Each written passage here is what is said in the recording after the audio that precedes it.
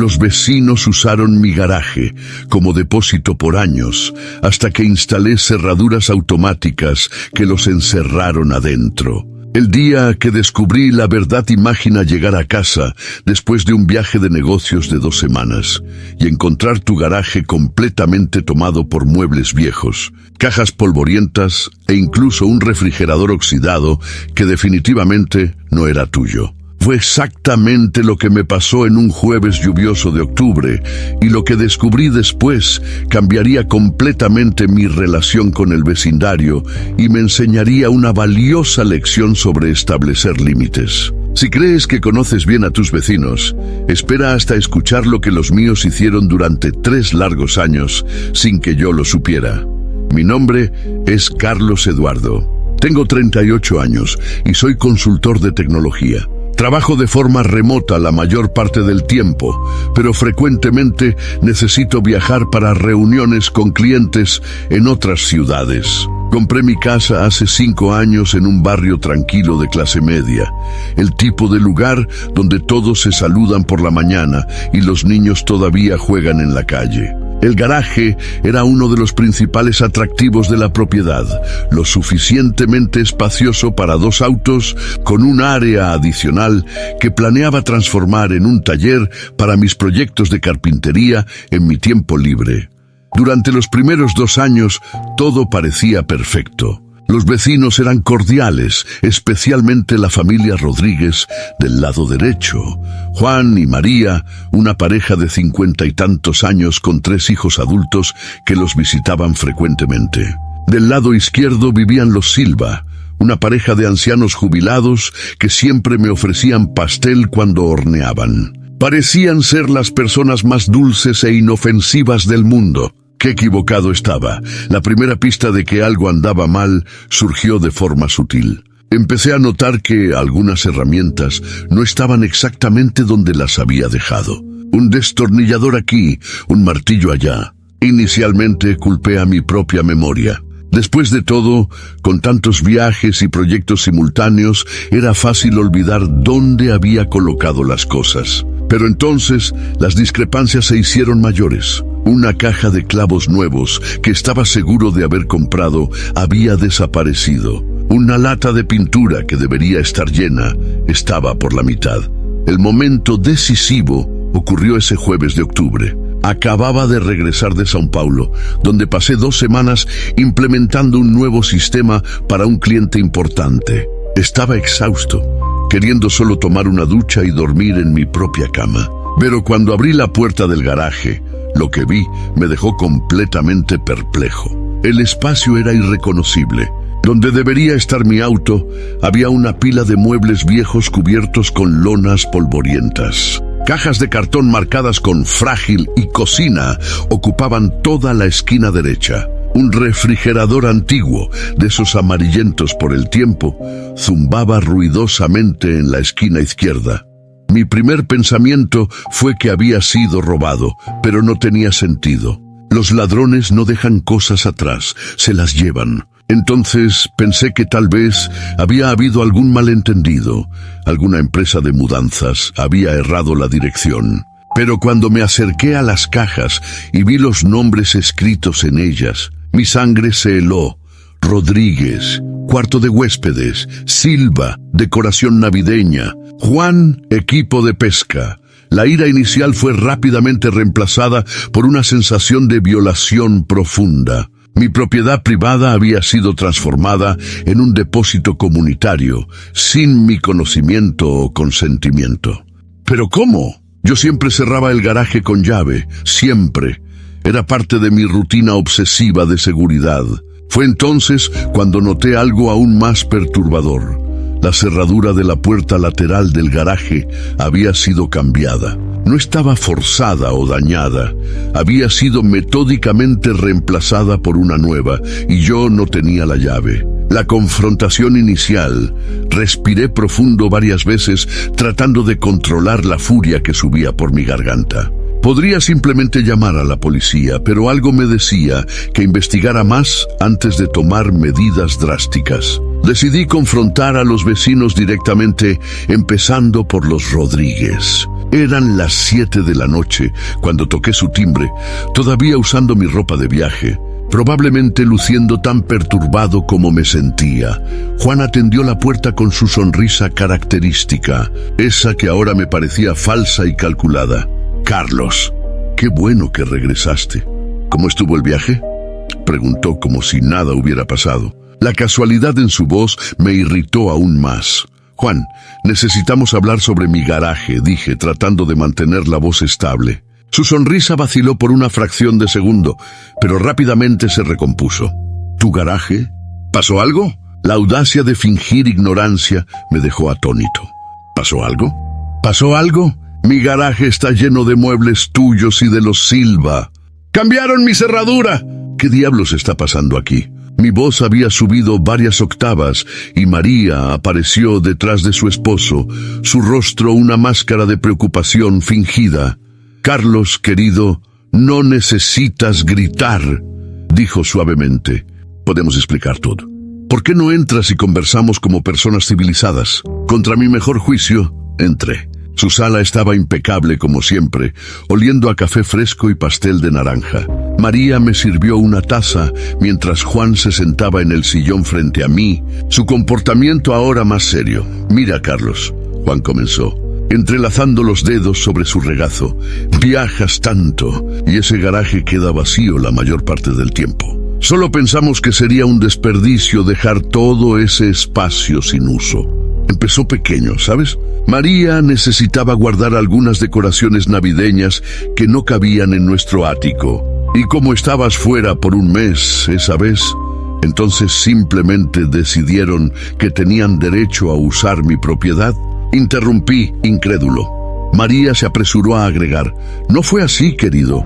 Íbamos a preguntar, pero siempre estabas viajando y era solo temporal. Pero entonces los Silva necesitaron espacio cuando remodelaron su cuarto y pareció tener sentido ayudar.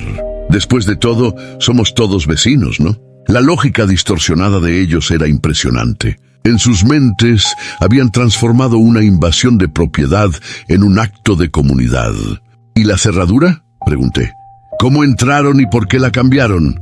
Juan tuvo la decencia de parecer ligeramente avergonzado.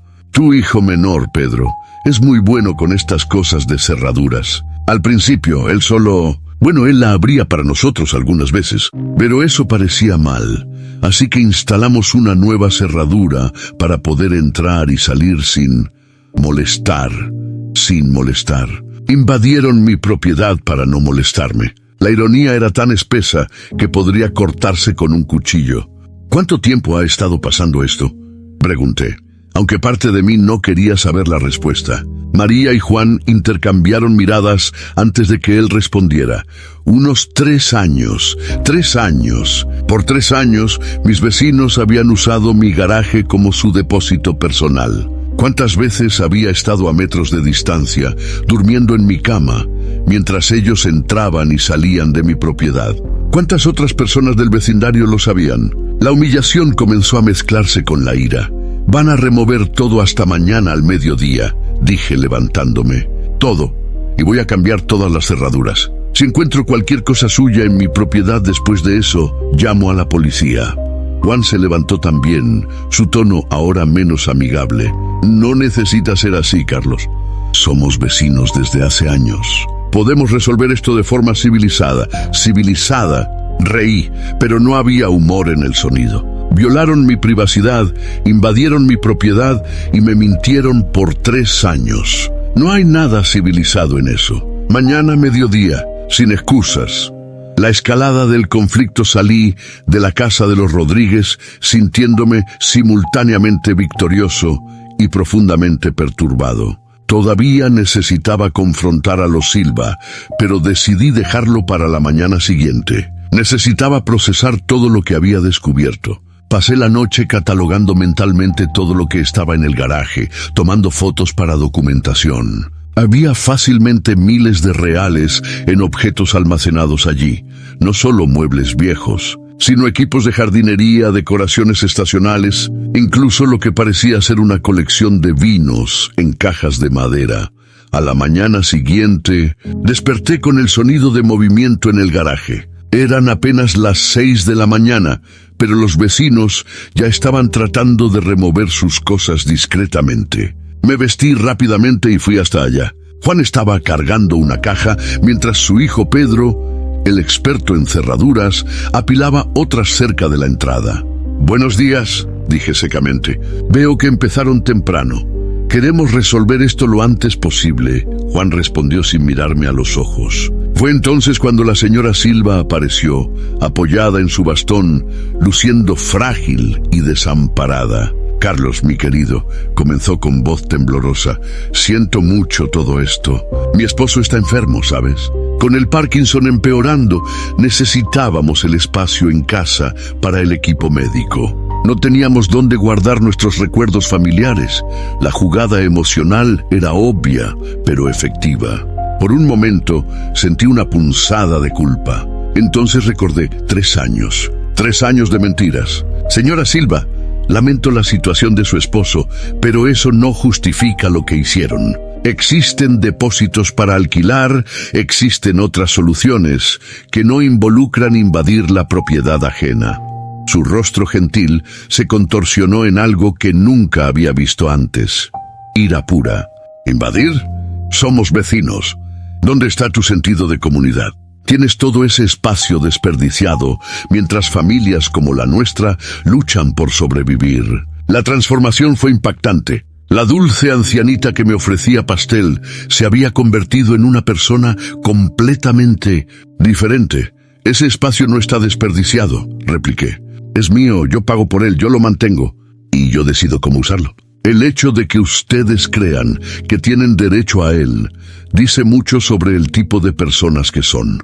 La discusión atrajo a otros vecinos, que comenzaron a reunirse en la acera, susurrando entre ellos. Descubrí entonces que muchos de ellos sabían lo que estaba pasando. Algunos incluso habían guardado cosas ocasionalmente en el garaje comunitario, como aparentemente había sido apodado.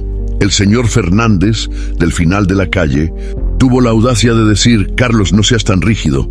Así es como funcionamos aquí. Nos ayudamos mutuamente. Ayuda mutua». Era así como llamaban al robo ahora. «Gracioso», respondí lo suficientemente alto para que todos escucharan. Nadie me preguntó si necesitaba ayuda. Nadie me ofreció guardar mis cosas en sus garajes. Esta ayuda mutua parece bastante unilateral. El ambiente se tensó. Me di cuenta de que me había convertido en el villano de la historia para ellos. El joven egoísta que no entendía los valores de la comunidad. Pero ya no me importaba. A las 11:30, la mayor parte de las cosas había sido removida, pero todavía quedaban algunos artículos grandes. Juan pidió más tiempo. «Solo unas horas más, Carlos.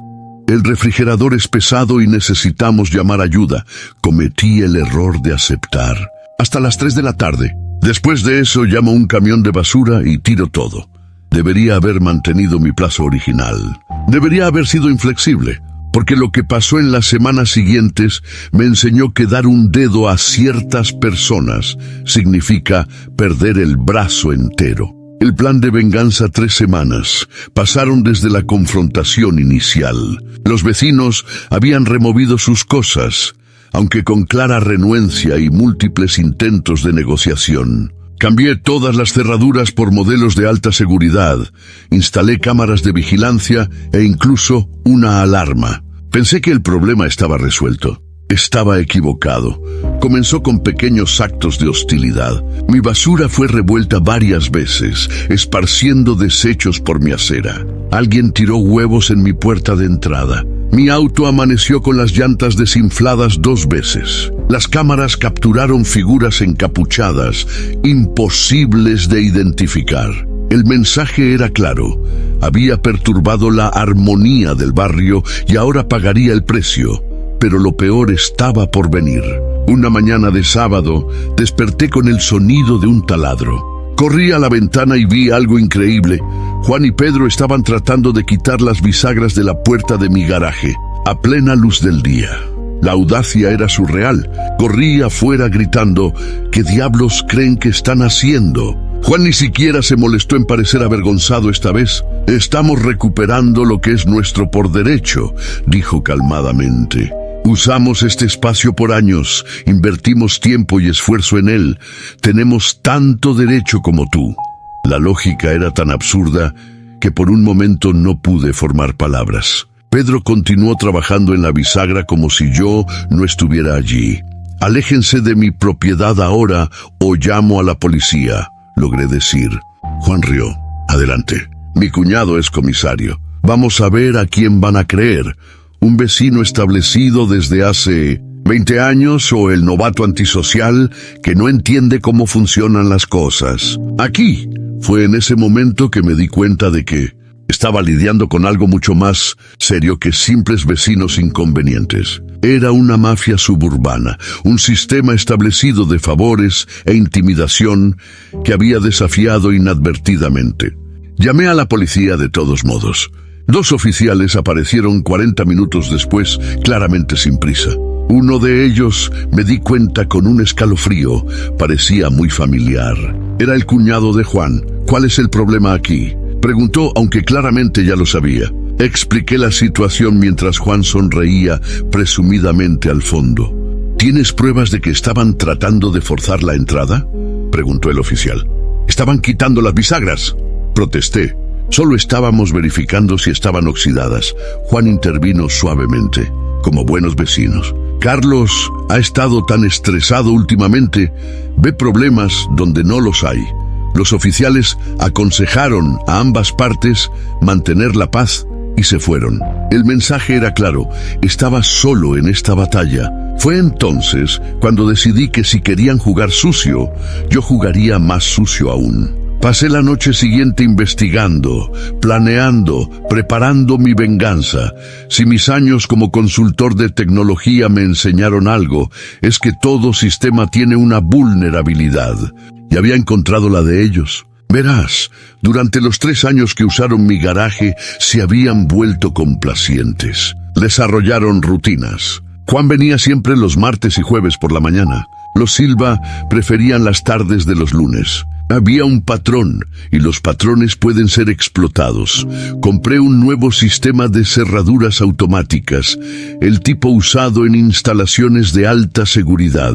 Programables, con temporizadores y, más importante, con bloqueo de emergencia que podría activarse remotamente. Instalé todo durante un fin de semana, en que sabía que los vecinos estarían fuera. Juan visitando a su hija, los Silva, en una consulta médica en la capital. Pero no paré allí. También instalé un sistema de sonido ambiental, luces con sensor de movimiento y el toque final, una cerradura especial en la puerta lateral que parecía idéntica a la antigua. Pero con una sorpresa, una vez cerrada desde adentro, solo podría abrirse con un código que solo yo conocía. Entonces esperé. Sabía que tarde o temprano la tentación sería demasiado grande. Habían invertido demasiado ego en esta batalla para simplemente rendirse. Y tenía razón. 2 semanas después, mis cámaras capturaron movimiento. Era Pedro, el hijo de Juan, acercándose a la puerta lateral con lo que parecía ser una llave. Había hecho una copia antes de devolver la cerradura antigua. La trampa se cierra era un martes, 3 de la mañana. Pedro entró silenciosamente, claramente familiarizado con el diseño, incluso en la oscuridad. Detrás de él, Juan cargaba una caja. Por los susurros capturados por el sistema de audio que instalé, planeaban reocupar gradualmente el espacio, un artículo a la vez, hasta que fuera demasiado tarde para que yo hiciera algo al respecto. Esperé hasta que estuvieran completamente adentro, ocupados posicionando sus cosas, antes de activar el sistema, remotamente desde mi habitación. El sonido de las cerraduras automáticas cerrándose resonó por el garaje silencioso. Vi por las cámaras el momento exacto en que se dieron cuenta de lo que había pasado. Pedro corrió hacia la puerta lateral, tirando frenéticamente de la manija. Juan intentó la puerta principal empujando con todo su peso. Nada. Estaban atrapados. ¡Qué diablos! Juan gritó, todo pretexto de sigilo abandonado. «Pedro, abre esa puerta». Pedro intentó su llave, luego trató de forzar la cerradura con las herramientas que trajo. Inútil. El sistema que instalé era militar, diseñado para resistir mucho más que un cerrajero amateur. Fue entonces cuando activé la segunda fase de mi plan. Las luces se encendieron de repente, cegándolos temporalmente. Entonces, por el sistema de sonido, mi voz pregrabada resonó. Buenas noches, Juan. Buenas noches, Pedro. Bienvenidos a mi garaje. Como pueden ver, he hecho algunas mejoras desde la última vez que estuvieron aquí, sin invitación. El pánico en sus rostros era palpable. Juan sacó su celular, probablemente para llamar a la policía, pero dudó. ¿Cómo explicaría estar encerrado dentro del garaje de otra persona a las 3 de la mañana? Pedro intentó romper una de las pequeñas ventanas, pero eran de vidrio reforzado. Otra mejora reciente. No sirve de nada, continuó mi voz. Esas ventanas son a prueba de impactos. Las puertas están reforzadas con acero. Van a quedarse ahí hasta que yo decida dejarlos salir. Pero no se preocupen, no soy inhumano. Hay agua en el grifo de la esquina y algunos paquetes de galletas en el estante. Deberían durar hasta la mañana. Carlos. Juan gritó. Esto es secuestro. Vas a ir preso por esto. Había anticipado esta reacción. ¿Secuestro? Mi grabación respondió como si pudiera escucharlo. Ustedes invadieron mi propiedad. Yo simplemente activé mi sistema de seguridad. Si quedaron atrapados adentro, bueno, eso es consecuencia de sus propias acciones ilegales. Los observé por 1 hora más, alternando entre ira, intentos de escape y eventualmente resignación. Pedro se sentó en el suelo, la cabeza entre las manos. Juan continuó caminando de un lado a otro, ocasionalmente gritando amenazas vacías. Alrededor de las 5 de la mañana decidí que era hora de la fase 3. Bajé hasta el garaje, pero no entré. Hablé a través de la puerta. Juan, Pedro, vamos a tener una conversación seria. Juan inmediatamente comenzó con amenazas. Cuando salga de aquí te vas a arrepentir. Mi cuñado, ¿tu cuñado, el comisario? Interrumpí. El mismo que está siendo investigado por corrupción. Sí, hice mi investigación. Creen que son los únicos que pueden jugar el juego de la intimidación. El silencio del otro lado fue revelador. Aquí está el trato, continué. Tengo videos de ustedes invadiendo mi propiedad. Tengo evidencia de 3 años de invasión. Tengo capturas de pantalla de mensajes en el grupo de WhatsApp del barrio donde discuten usar mi garaje. Sí, tu esposa debería ser más cuidadosa sobre a quién agrega en esos grupos. Pedro finalmente habló. ¿Qué quieres? Su voz estaba ronca, derrotada. Quiero paz, respondí. Quiero que ustedes y todos los demás vecinos me dejen en paz. Sin más vandalismo, sin más invasiones, sin más jueguitos. A cambio, borro la evidencia y todos seguimos con nuestras vidas. Y si nos negamos, Juan intentó una última carta de bravuconería. Entonces explican a la policía real, no el cuñado corrupto, qué estaban haciendo en mi garaje a las 3 de la mañana. Explican a sus familias por qué fueron arrestados. Explican a sus empleadores por qué tienen antecedentes penales. Más silencio. Finalmente Juan cedió. Ok, ganaste, ahora déjanos salir. Todavía no, respondí. Primero, van a esperar hasta las 7 de la mañana, cuando los vecinos estén despiertos. Quiero que todos los vean saliendo de mi garaje. Quiero que la humillación sea pública, así como fue pública la invasión de mi privacidad. Las protestas fueron inmediatas y furiosas, pero simplemente me alejé. Volví a mi casa y preparé café, observando por las cámaras mientras trataban de mantener alguna dignidad en las siguientes 2 horas. A las 6:30, los primeros vecinos comenzaron su rutina matutina. A las 7 en punto, con una pequeña multitud reunida afuera atraída por los gritos anteriores, abrí las cerraduras. Juan y Pedro salieron tambaleándose, sus rostros rojos de vergüenza e ira. María corrió hacia ellos, lágrimas corriendo por su rostro. Los Silva observaban desde el porche, sus rostros una mezcla de shock e indignación. Otros vecinos susurraban entre ellos, claramente divididos entre apoyar a los Rodríguez o mantener distancia del escándalo. Las consecuencias y el desenlace. Los días siguientes fueron tensos. Todo el barrio parecía estar conteniendo la respiración, esperando la próxima escalada. Pero sorprendentemente no vino.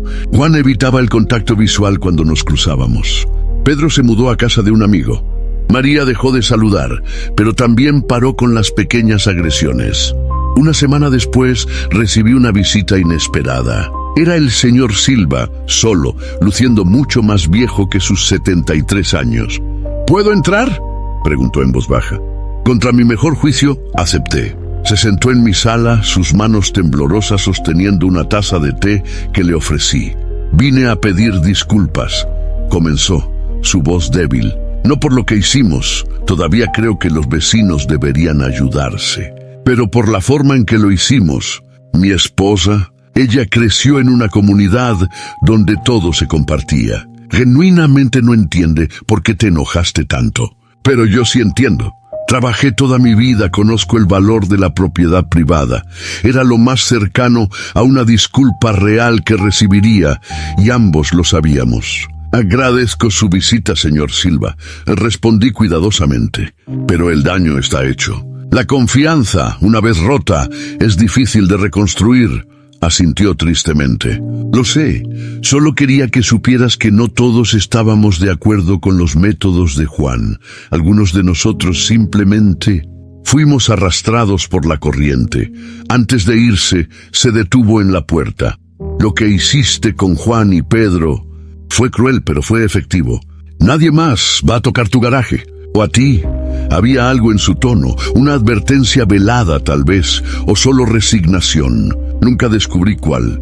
En las semanas siguientes se estableció una paz incómoda. Los vecinos me trataban con una mezcla de respeto y miedo. Algunos, especialmente los más jóvenes que se habían mudado recientemente, incluso expresaron apoyo silencioso. Una joven familia que se había mudado hacía 6 meses me confesó que también habían sido presionados para compartir recursos y estaban aliviados de que alguien finalmente hubiera resistido.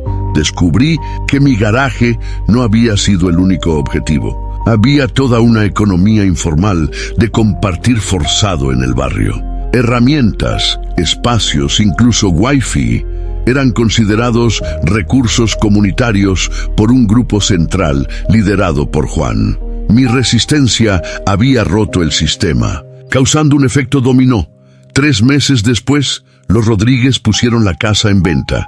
La versión oficial era que Juan había recibido una oferta de trabajo en otro estado. La verdad, susurrada en los pasillos del supermercado local, era que la humillación había sido demasiado. Pedro había sido ridiculizado en las redes sociales después de que alguien, no fui yo, lo juro, filtrara partes del video de la gran fuga del garaje. Los Silva permanecieron, pero nuestra relación nunca volvió a ser la misma. La señora Silva todavía me miraba con resentimiento cada vez que nos cruzábamos. El señor Silva ocasionalmente saludaba, un gesto que devolvía por educación, no por afecto. El pastel casero nunca más fue ofrecido, lo cual honestamente fue una pérdida que a veces lamento. Pero la parte más interesante de toda esta historia vino 6 meses después. Recibí una carta anónima, escrita a mano en papel decorado. Decía simplemente, gracias por liberarnos. No todos tenían el coraje de decir no. Mostraste que era posible. Una vecina agradecida. Nunca descubrí quién la envió, pero sospechaba de doña Carmen, una viuda tímida 3 casas más abajo que siempre pareció incómoda con las dinámicas del barrio. 1 año ha pasado desde el incidente. Mi garaje permanece exclusivamente mío, ahora transformado en el taller de carpintería que siempre planeé. Las cámaras todavía graban. Las cerraduras automáticas todavía funcionan, pero nunca más necesité usarlas de forma defensiva. La historia se esparció, creando una reputación que me precede, el tipo con el que no se debe meter. Nuevos vecinos se mudaron a la casa de los Rodríguez, una pareja joven con un bebé, profesionales liberales como yo. Cuando los conocí, parecieron aliviados al descubrir que yo era normal. Aparentemente habían escuchado historias conflictivas sobre el vecino del garaje fortificado. Expliqué la situación de forma resumida y parecieron impactados de que tal cosa pudiera pasar en un barrio aparentemente tan tranquilo. Por eso instalamos un sistema de seguridad completo antes incluso de mudarnos, confesó la esposa. Escuchamos que había problemas de límites por aquí. Problemas de límites. Era una forma educada de describir lo que había pasado. Pero al menos indicaba que las lecciones fueron aprendidas por todos los lados. Reflexionando sobre todo, a veces me pregunto si podría haber manejado la situación de forma diferente. Tal vez una conversación tranquila al principio habría evitado toda la escalada. Tal vez, si no viajara tanto, habría notado las señales antes. Pero entonces recuerdo 3 años. Lo habían hecho por 3 años, conscientemente, deliberadamente, sin una pizca de remordimiento hasta ser atrapados. Lo que más me impresiona es la mentalidad detrás de todo. Cómo alguien llega al punto de creer que tiene derecho a la propiedad ajena. Cómo una comunidad entera normaliza lo que es esencialmente robo. La respuesta, me di cuenta, está en la progresión gradual. Comenzó pequeño, probablemente con alguien tomando prestada una herramienta sin pedir. Cuando no hubo consecuencias, escaló. Cada pequeña transgresión no confrontada pavimentaba el camino para una mayor. Es una lección valiosa sobre la importancia de establecer límites desde el principio, de no dejar pasar las pequeñas violaciones esperando mantener la paz. Porque la paz construida sobre la explotación de algunos no es paz verdadera, es solo opresión silenciosa esperando un punto de ruptura. Hoy, mi garaje es mi santuario. Paso horas allí, creando muebles, restaurando piezas antiguas, encontrando paz en el trabajo manual que siempre me calmó. A veces, cuando estoy lijando una pieza de madera o midiendo un corte, pienso en cómo casi perdí ese espacio por la codicia disfrazada de espíritu comunitario. La ironía final, después de todo el drama, descubrí que realmente existe un sentido de comunidad en el barrio, solo que no el tipo tóxico que Juan propagaba. Los vecinos ahora piden cosas prestadas apropiadamente, con respeto y gratitud. Ofrecen ayuda genuina, sin esperar nada a cambio. Es como si la remoción del tumor tóxico hubiera permitido que el tejido sano finalmente creciera. Recientemente, ayudé a la nueva pareja a montar la cuna del bebé con mis herramientas. Quedaron casi impactados cuando rechacé el pago, insistiendo en que los vecinos deben ayudarse. Pero pensamos que estabas en contra de eso, dijo el esposo confundido. No, expliqué, estoy en contra de la coerción disfrazada de comunidad. La ayuda real es voluntaria, respetuosa y mutua. Esa distinción, me di cuenta, era lo que faltaba antes. Juan y su grupo habían corrompido el concepto de ayuda comunitaria, transformándolo en explotación sistemática. Al resistir, no estaba rechazando la comunidad, estaba defendiendo lo que realmente debería ser. Si estás leyendo esto y te identificas con mi situación, si tienes vecinos que constantemente cruzan límites o te sientes presionado a ceder tu privacidad en nombre de la armonía, déjame decirte algo importante. No estás equivocado al resistir. Tus límites son válidos. Tu propiedad es tuya. Y cualquiera que intente hacerte sentir culpable por defender lo que es tuyo no es un buen vecino, es un manipulador. La verdadera comunidad se construye sobre respeto mutuo, no sobre explotación conveniente. Se trata de dar y recibir voluntariamente, no de tomar furtivamente. Se trata de pedir permiso, no perdón después de ser atrapado. Estas son lecciones que mi barrio aprendió de la manera más difícil, pero al menos las aprendió. En cuanto a mí, bueno, todavía viajo por trabajo, pero ahora con la tranquilidad de saber que mi casa está segura. Las cámaras graban, las cerraduras protegen y, más importante, la reputación disuade. Nadie quiere ser el próximo Juan y Pedro, atrapados en un garaje a las 3 de la mañana esperando que el sol salga para revelar su vergüenza al mundo. Y así, mi garaje permanece mío, un espacio de creación, no de invasión. un lugar de paz, duramente conquistada pero genuina. A veces, tarde en la noche, cuando estoy trabajando en un proyecto, pienso en cómo todo podría haber sido diferente. Pero entonces miro alrededor del espacio que defendí, huelo la madera y el barniz, escucho el silencio respetuoso de la noche y sé que tomé la decisión correcta. Después de todo, algunas batallas necesitan ser peleadas, no por ira o venganza, sino por el simple derecho de decir: esto es mío y yo decido cómo compartirlo. Y esa, queridos lectores, es una batalla que vale la pena pelear. Siempre.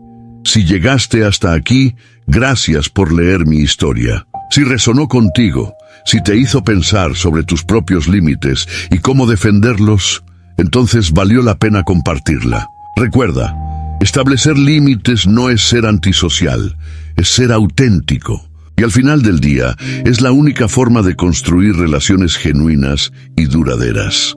No olvides suscribirte al canal y dejar tu like si esta historia te ayudó de alguna manera. Comparte en los comentarios tus propias experiencias con vecinos problemáticos.